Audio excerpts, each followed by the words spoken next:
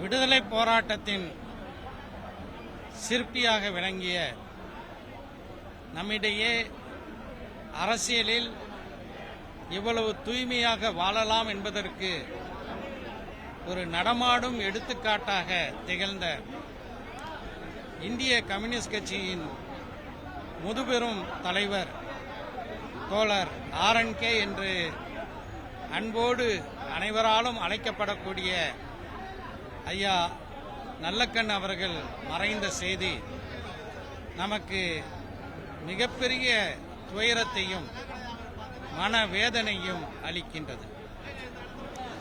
101 வயதை அடைந்து நம்மை விட்டு ஐயா அவர்கள் மரணித்திருக்கிறார்கள்.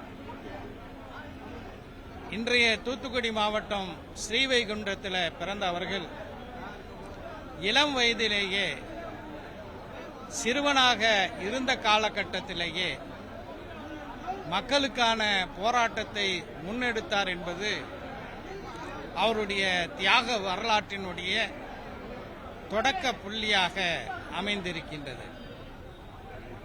பஞ்சாலை தொழிலாளர்களுக்காக சிறுவயதிலேயே போராட்டத்தை நடத்தியவர். தொடர்ச்சியாக எந்தவிதமான சலனத்திற்கும் இலக்காகாமல் ஒரே கட்சியிலே பயணித்து மிகப்பெரிய அளவிலே தமிழ்நாட்டின் உயர்ந்த ஒரு ஆளுமையாக அவர்கள் திகழ்ந்தார்கள். ஐயா நல்லக்கண் அவர்கள் சமூக நல்லிணக்கத்திற்கு ஒரு அடையாளமாகவும் திகழ்ந்தார்கள். 1996 முதல் ஐயா RNK அவர்களுடன் பழகக்கூடிய ஒரு பேர் எனக்கு கிடைத்தது.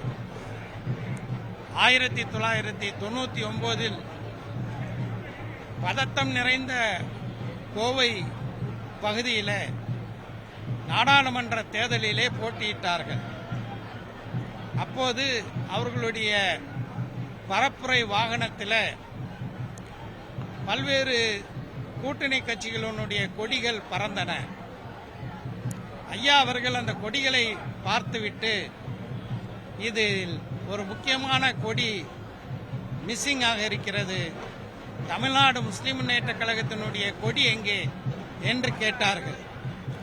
நாங்கள் சொன்னோம், பதட்டம் நிறைந்த இந்த நேரத்தில் எங்களுடைய கட்சியினுடைய கொடி உங்கள் வாகனத்தில் நாங்கள் வேண்டுமென்றே கெட்டவில்லை, அது உங்களுடைய வெற்றி வாய்ப்பை பாதிக்காதா என்று கேட்டபோது ஐயா நல்லக்கண் அவர்கள் கொடுத்த பதில் இன்றும் என்னுடைய காதுகளில் திங்காரமிட்டு இருக்கின்றது.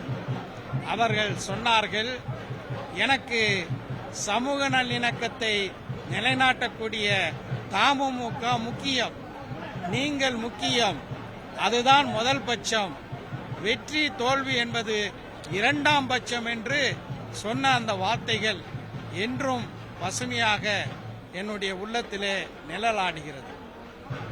அரசியலிலே ஒரு செல்வாக்கு மிகுந்த செல்வந்த குடும்பத்தில் பிறந்தாலும் கூட ஒரு சாமானிய மக்களுக்கு உழைக்கக்கூடிய வகையிலே ஒரு மிகுந்த எளிமையான வாழ்க்கையை வாழ்ந்தவர்கள். 2022 தமிழ்நாடு அரசு தகைசால் தமிழர் விருதை ஐயா RNKவுக்கு வழங்கியது.